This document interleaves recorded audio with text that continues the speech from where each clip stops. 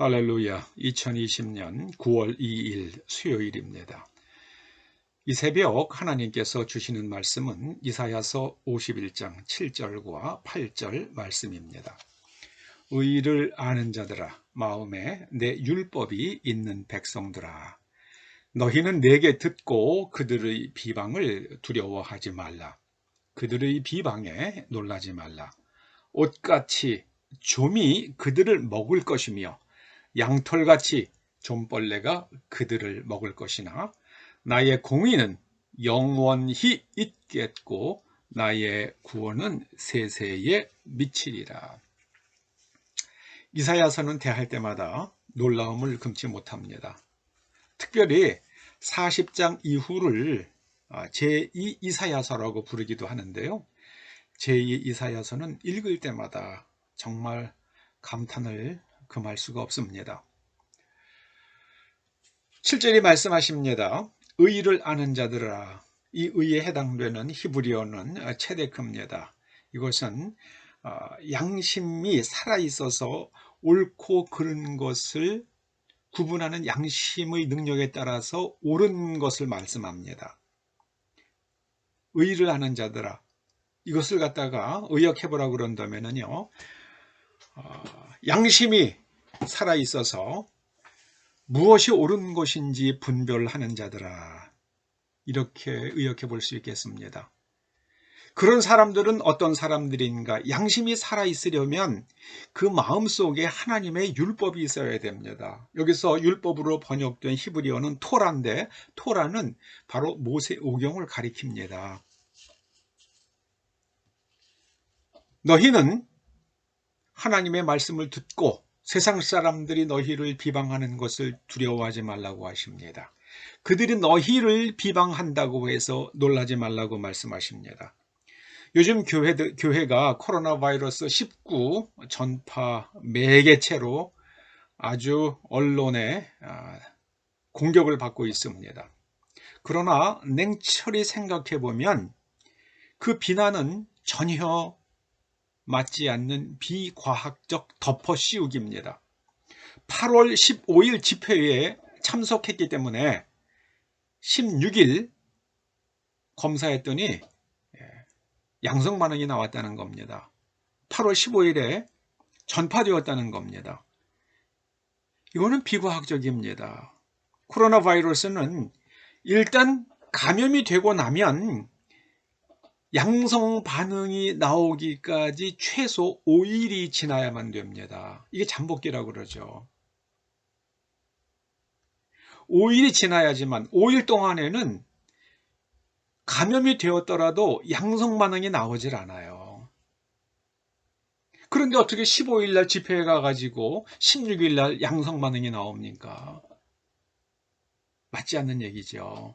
그 사람은 그 이전에 이미 감염된 사람입니다. 어디서 감염됐는지도 몰라요. 그 많은 중국인들이 자유롭게 한국을 왕래합니다. 시골에서 농촌 땅을 사고 임야를 사고 아파트를 삽니다. 중국 사람들이 한국에서 산 아파트가 3조 원이라고 그러지 않습니까? 부동산이라는 것은 아주 미세한 초과 수요가 가격을 뛰게 만듭니다. 저는 제가 배운 경제 지식으로는요, 그 중국인들의 아파트 수요가 그들이 아파트를 가지고 장난을 했기 때문에 이렇게 가격이 폭등했다고 저는 거의 확신합니다. 이건 이 공급이 비탄력적이기 때문입니다. 하나님께서 말씀하십니다. 의를 아는 사람, 마음속에 율법이 있는 하나님의 백성들을 비방하는 사람들은 좀이 그들을 먹을 것이다. 옷이 좀 먹으면 구멍이 나는 것처럼 그들은 쓸모없는, 그래서 그 좀 먹은 옷은 사람들이 안 입죠. 가치가 없잖아요. 그래서 그렇게 하나님의 교회를 아주 교묘한 방법으로 교회를 핍박하고 압박하는 사람들은 양털이 좀 먹듯이 그렇게 좀 먹어서 버려질 것이라 말씀하십니다. 나의 공의는 하나님께서 옳다고 하시는 것은 어저께도 옳은 것이고 오늘도 옳은 것이고 영원히 옳은 것입니다. 이 체다카가 이것이 신약에 오면은 디카요 슈네가 되고, 디카요 슈네는 다른 사람들이 정당한 권리를 지켜주는 것을 뜻한다고 말씀을 드렸죠. 그래서 이 교회의 정당한 권리, 예배할 수 있는 헌법이 보장하는 종교의 자유를 교회가 스스로 결정을 해서 예배를 갖다가 드리든지 드리지 않든지 뭐 방법을 찾아야지, 그것을 정부에서 교회랑 이런 반구 의논도 없이 예배 금지, 이거는 일제시대 때도 없었던 겁니다. 일본 사람들이 예배를 금지한 적이 없어요. 신사참배를 하라고 그런 거지.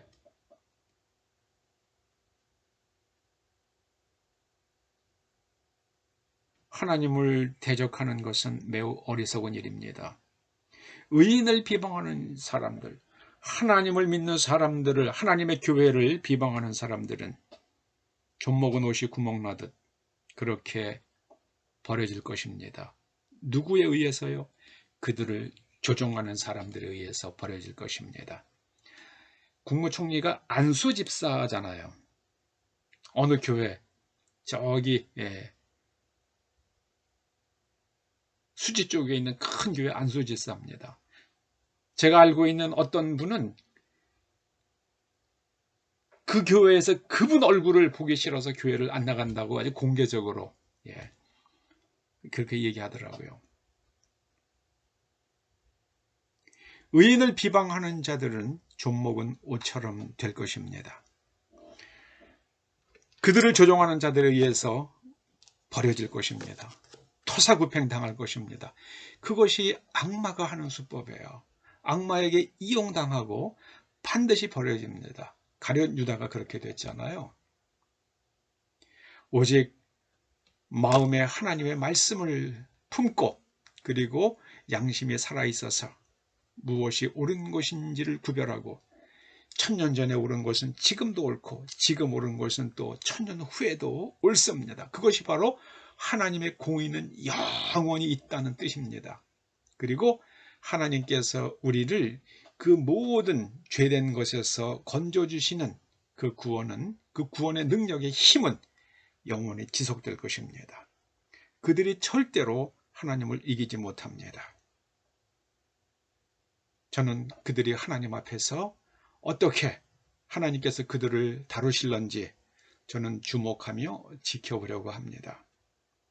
기도하십시다. 아버지 하나님, 세상의 비방에 놀라지 않고 두려워하지 않는, 그리고 하나님께서 옳다고 하시는 것을 옳다고 믿고 그대로 행할 수 있는 하나님의 공의는 영원하심을 믿고 앞으로 하나님과 함께 나아갈 수 있는 한국 교회와 그리스도인들 되게 하여 주시옵소서. 예수님의 이름으로 기도드립니다. 아멘.